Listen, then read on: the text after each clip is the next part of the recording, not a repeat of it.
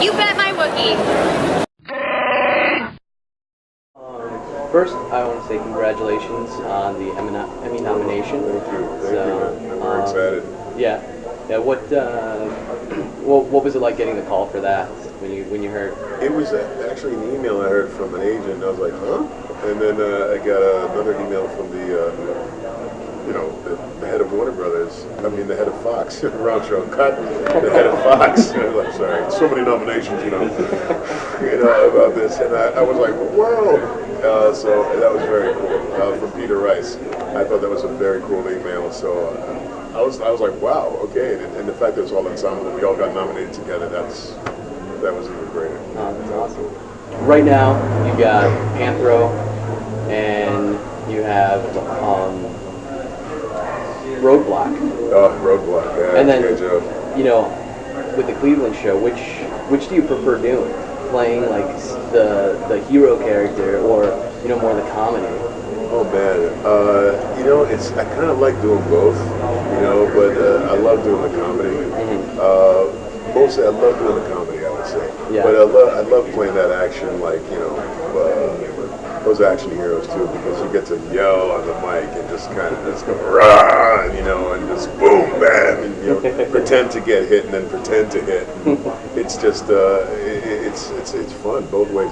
It's just a blast. But I must say I love leaning toward the comedy because I love the sound of laughter, even when nobody's supposed to laugh during the recording session. I just love hearing the guys in the room, especially when you do an ensemble session. You'll hear guys go. It's just a lot of fun, man, and it's contagious. And then you can't stop laughing for like 10 minutes. It's really cool. That's awesome.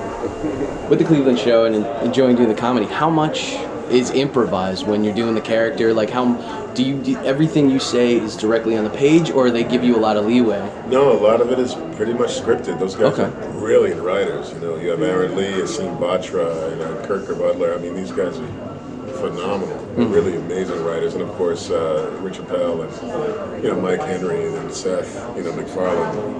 Need I say his last name? Seth, it's a phenomenal chemistry that they got going on. They have a great machine. And sometimes, but I must say, sometimes, if you're at the table read, they will allow you to, sometimes ad-lib with your line. I mean, if it's there and you're feeling it, nobody's going to say you can't do that. Especially if it's funny, they'll love it and they'll keep it. And what will happen is when you get to record, they'll say, "We liked what you did at the table read. Can you do that?" And that's pretty cool. They're open-minded that way. Well, that's cool. What is it like with Panthro and Roadblock? What's it like taking on a mantle of something that a lot of older generation that's going to watch the new cartoon still loves those characters, so all of a sudden you have to take on this role in it, Yeah, man, it's fun. I wasn't really familiar with Roadblock, too, with the G.I. Joe universe and animation. I just was familiar with the dolls as a kid, G.I. Joe, and that was it. And I didn't really catch the stuff in the 80s, animated stuff. So when I was asked to play him, I just liked him from the beginning. I just liked how he sounded, how he read off the paper, this is a big old tough kind of guy. I just loved playing him. And that he loved to eat, and he loved to, get to a scrap.